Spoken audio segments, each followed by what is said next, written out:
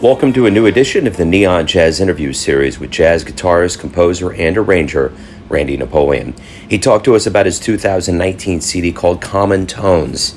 This Ann Arbor, Michigan native is known as a forward-thinking musician with a passion for the jazz tradition and spent some quality years touring with the legendary singer and pianist Freddy Cole.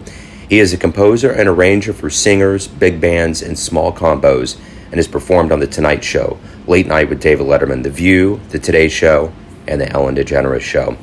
Guitarist George Benson calls him sensational, so please get to know him and dig this interview, my friends. Okay, Randy, thank you for taking a minute out for Neon Jazz today. I appreciate it. My pleasure. So talk to me a little bit about your latest CD, 2019's Common Tones. Give me an idea of what your artistic vision for this project was. Well, I'm in early middle age now, and I've been on the scene I've been touring for 20 years now. I started in 1999. And, as is typical, you spend the early parts of your career the youngest person on the bandstand, and then gradually you find that is not always the case. So common tones is a musical term that describes the kind of common notes between two chords. And on this one, I was thinking a lot about some of my teachers and mentors and the musical advice that they passed down to me, and thinking about my students.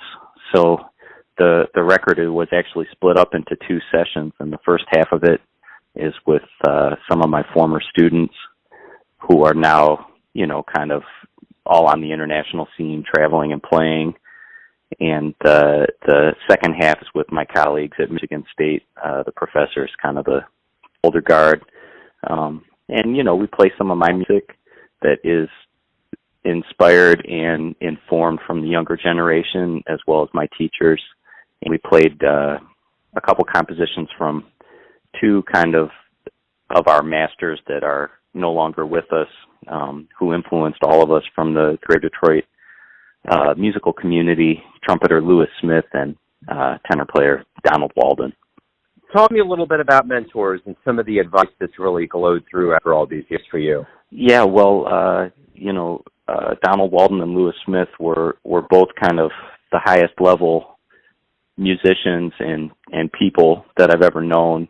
And they were very different kind of personalities, and musicians too. The thing that I got from Lewis Smith, Lewis was extremely professional, extremely dignified, and very kind of straight to the point. There was nothing nickel about the musical advice he would give me. I would ask him, I'd say, when you were playing with, Cannonball Adderley or Horace Silver, how did you get all those fast tempos happening like that? And he said, well, I practice technique for, 4 hours every day. And I said, oh, well, that's not confusing. I can do that. And Lewis's music is similar. It has almost like a Baroque kind of clarity and balance. Every note has its place. Everything makes sense. So I think about him a lot, especially the world's chaos. So I love listening to Mr. Smith and thinking about him and, musically what he brings, and personally too. Donald Walden was similarly grounded in kind of, swing and bebop. But the thing that was really hip about him is he was super hip. He was always interested and aware of the younger musicians on the scene, and he really encouraged us to not rely on kind of hackneyed musical devices or cliches. He always wanted us to search for something a little bit surprising. He was very direct, funny, kind of, rapier wit kind of guy. Right on. So talk to me a little bit about your childhood. Where were you born and raised, and kind of how you got into jazz? Oh, yeah. Well, I grew up in Ann Arbor, Michigan, which was a great place to grow up. It's about 30 miles west of Detroit, and there are a number of great musicians who live right there in the Ann Arbor area as well. So I kind of grew up in the jazz clubs, and I didn't start playing very very young. I was kind of late to it and a little slow learner when I started, but I just really got into it. I started playing guitar when I was 13 and immediately fell in love with it. There was a wonderful guy in town who owned a guitar store, Steve Osborne, and, he saw that I really wanted to do this, so he actually hired me to work at the store. I was just like sweeping up the floor and helping with odds and ends and, keeping my ears open. So I didn't really have any particular musical direction. I was just interested in anything guitar, so you'd have like the long-haired, metal guys coming in, and I'd be checking out what they're doing, and then you'd have the classical guys coming in. I'd check them out, and everything. I just was interested in the instrument. And then I was lucky that I had a friend who played saxophone, and he said, "Hey, check this out." And he had some Charlie Parker records, and I listened to that, and that just immediately changed my whole world. And I knew that was what I wanted to do. It was like a spotlight shining down or something. It was just what I've been looking for. It had everything that I wanted. One person that you have had the chance to tour with and be around is Freddy Cole, and I've interviewed him, and he just seems like he would have been a wondrous person to be around to learn from. No one has influenced me more than Freddy Cole. He's like another family member to me. I was in his band for 13 years. I still talk to him every couple days. And, we played over 1,000 gigs together. And Freddie has influenced me personally and musically so much. He's such a relaxed person. He's so comfortable with himself. And I tend to be kind of hyper detail oriented and intense and high strung. And he really had a super mellowing influence on me. And it affects the music. Freddie is patient. He's patient with people. It's very hard to get him bent out of shape or upset with someone. And he's patient with the music. He really takes his time in how he says, of course, musical specifics. He exposed me to just thousands of great songs. And kind of by osmosis, getting to be around his phrasing and his groove night after night. There's almost no way to learn that kind of stuff except getting to play with someone who can really do it. So that's an education that you can't buy. And, I'll spend my whole life trying to be like that, but I'm aware of it. It's just not something that you find every day, the way he sings in the cracks of the time. It's the highest level, most sophisticated interpretation of rhythm there is, somebody like that. So Freddie's an inspiration to me. He has an incredible work ethic. He's just a tank. We did really hard tours, when he was in his 70s and 80s, and Freddie would lead the charge. One time we had to wake up at 3:00 in the morning or something for the 4th or 5th morning row. We were doing one-nighters, and we were all just destroyed and complaining, and he kind of chuckled, and he said to me, "Well, you said you wanted to be in show business." Nice. Very nice. Well, speaking of show business, along with all of the performances that you've been through, you've been on TV and you've done shows like that, is that like the Today Show or the Letterman Show or the Tonight Show, is that kind of an nerve-wracking thing, or do you view it as something that's vaulting you to a higher level of audience viewership? Definitely both of those things. Favorite kind of gigs are where you can play 3 sets and the audience is right there, and you can, kind of relax and make a connection and take some chances. TV shows, they point to you and you've got to play, and it's got to be 2 minutes and 32 seconds. And, there is a little bit more scrutiny, but I try to just, have fun and turn it on, like you would any other time. And I'm definitely grateful for those kind of opportunities. I'm actually doing one tomorrow morning here in Detroit.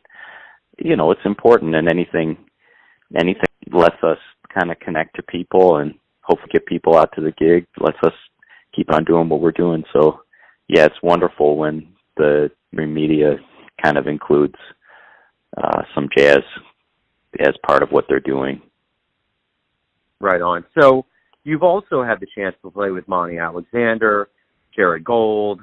There's been some big names. What have you learned, even Vince Giordano and the Nighthawks, what have you learned from being around big shots in the jazz world? What have they given you? Oh, well, everyone is different.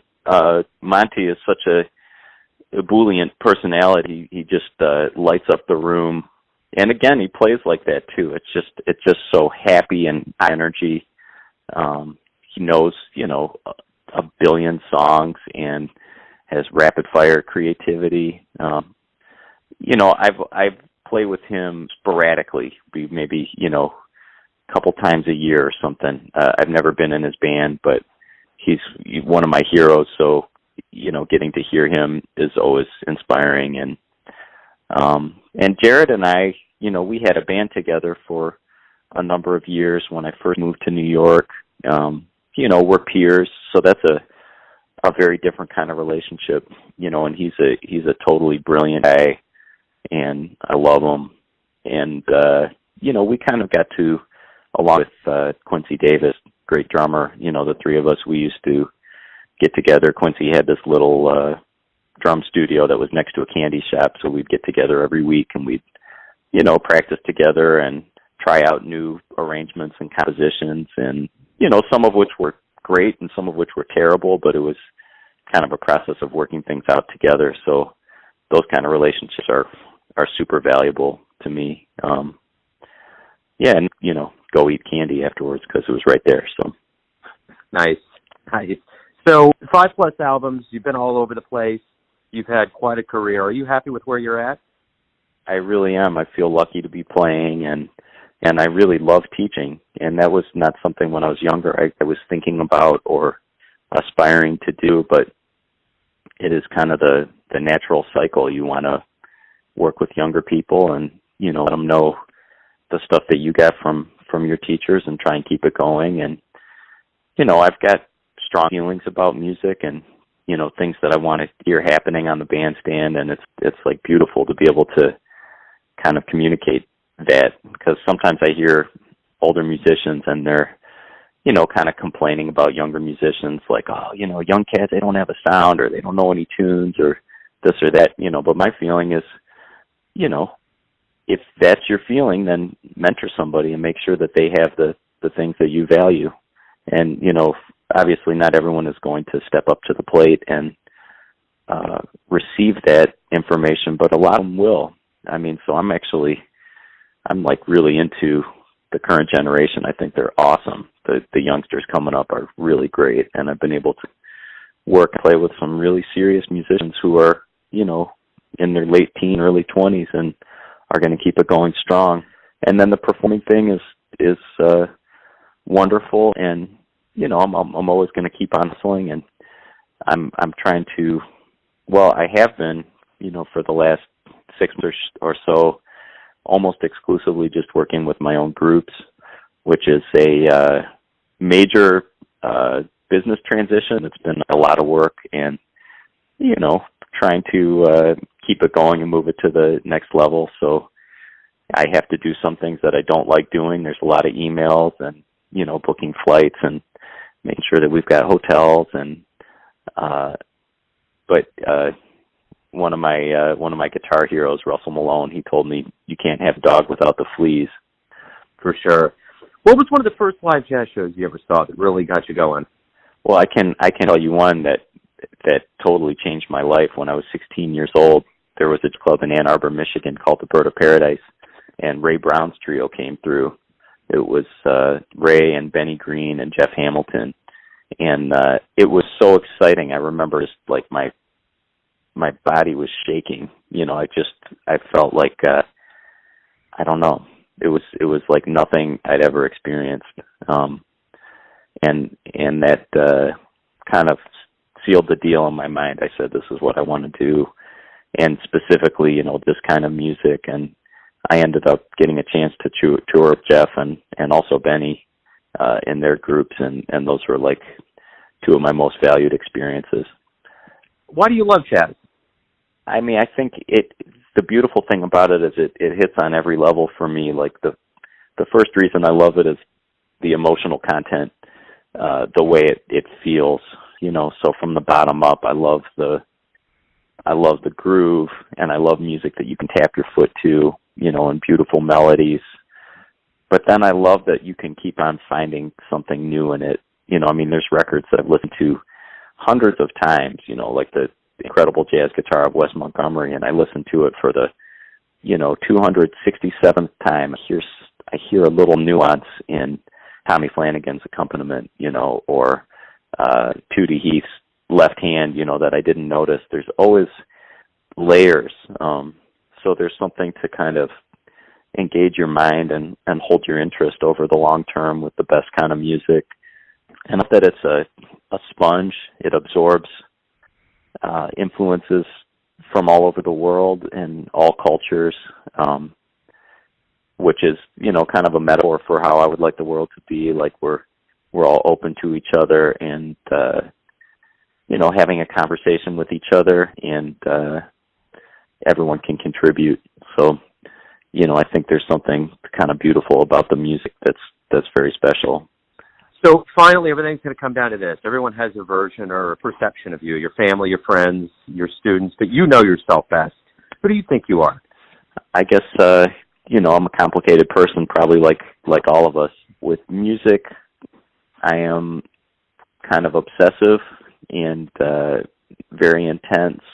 I'm silly, actually, more so than you would probably get from the interview, because we're talking about stuff that is intense to me, but yeah. Probably my sense of humor is right on the same level as my 6-year-old son. Yeah, I don't know. I think I'm pretty much what you see is what you get. I don't know. That's such a broad question. I'm always trying to be better than I am. I'm always trying to be, more patient, more loving, exercise more. I'm trying to maintain organization and balance. That's a great answer, man. That's spot on. Randy, thank you for taking time out today to talk with me. I appreciate it. Appreciate the music. Thank you so much. Thanks for talking to me, and keep on swinging. Thanks for listening and tuning in to another Neon Jazz interview, where we give you a bit of insight into the finest cats in Detroit, New York City, Kansas City, and spots all over the globe, giving fans all that jazz. And thanks to Randy for his time, music, and stories. If you want to hear more interviews, go to Famous Interviews with Joe Davino on the iTunes Store. Visit neonjazz at youtube.com, and for everything Neon Jazz all the time, go to the neonjazz.blogspot.com. Until next time, enjoy the jazz, my friends.